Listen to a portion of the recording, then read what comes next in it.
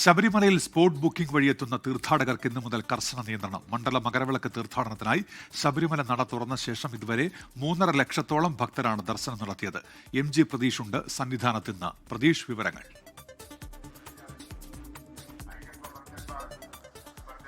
ഉന്മേഷ്, ശബരിമലയിൽ തീർത്ഥാടകരുടെ ഒഴുക്ക് തുടരുകയാണ്. ഇന്നു മുതൽ ചില നിയന്ത്രണങ്ങൾ തീർത്ഥാടകർക്ക് ഏർപ്പെടുത്തിയിട്ടുണ്ട്. അത് ശബരിമല സന്നിധാനത്തെയും പമ്പയിലെയും തിരക്ക് നിയന്ത്രിക്കുന്നതിന്റെ ഭാഗമായാണ്. 5000 തീർത്ഥാടകർക്ക് മാത്രമായിരിക്കും സ്പോട്ട് ബുക്കിംഗ് വഴി ഇന്ന് ദർശനം അനുവദിക്കുന്നത്. ഹൈക്കോടതിയുടെ നിർദ്ദേശപ്രകാരമാണ് തിങ്കളാഴ്ച വരെ ആ നിയന്ത്രണം ഏർപ്പെടുത്തിയിരിക്കുന്നത്. ഈ സന്നിധാനത്ത് നിലവിൽ തീർത്ഥാടകരുടെ തിരക്ക് നിയന്ത്രണ വിധേയമാണ്. കൃത്യമായി ഈ തിരക്ക് കൊണ്ടാണ് തീർത്ഥാടകരെ പമ്പയിൽ നിന്ന് സന്നിധാനത്തേക്ക് കടത്തിവിടുന്നത്. ഇതുവരെ 3.5 ലക്ഷത്തോളം തീർത്ഥാടകർ സന്നിധാനത്ത് ദർശനം നടത്തി മടങ്ങി എന്നതാണ് പോലീസിന്റെ ഔദ്യോഗിക കണക്ക് അറിയിക്കുന്നത്. ഈ ഒരുപാട് സമയം കാത്തു നിൽക്കേണ്ട ഒരു സാഹചര്യം നിലവിലില്ല.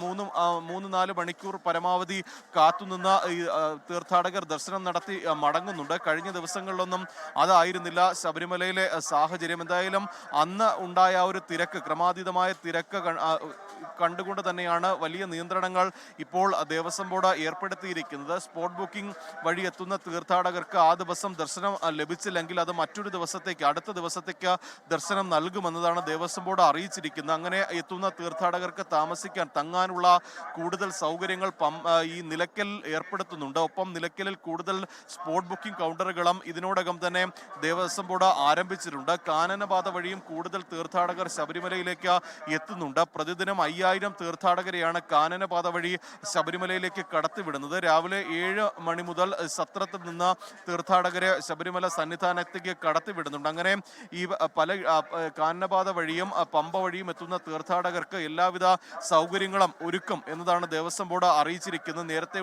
ഉണ്ടായിരുന്ന പോരായ്മകളൊക്കെ തന്നെ പരിഹരിച്ചുകൊണ്ട് കുറ്റമറ്റ രീതിയിൽ തീർത്ഥാടനം മുന്നോട്ട് പോകും എന്നതാണ് നിലവിൽ ദേവസ്വം ബോർഡും അറിയിക്കുന്നത്. സാധാരണഗതിയിലുള്ള ഒരു തിരക്ക് മാത്രമാണ് നിലവിൽ സന്നിധാനത്ത് ഉള്ളത്. MG പ്രതീഷാണ് വിവരങ്ങൾ നൽകിയത്.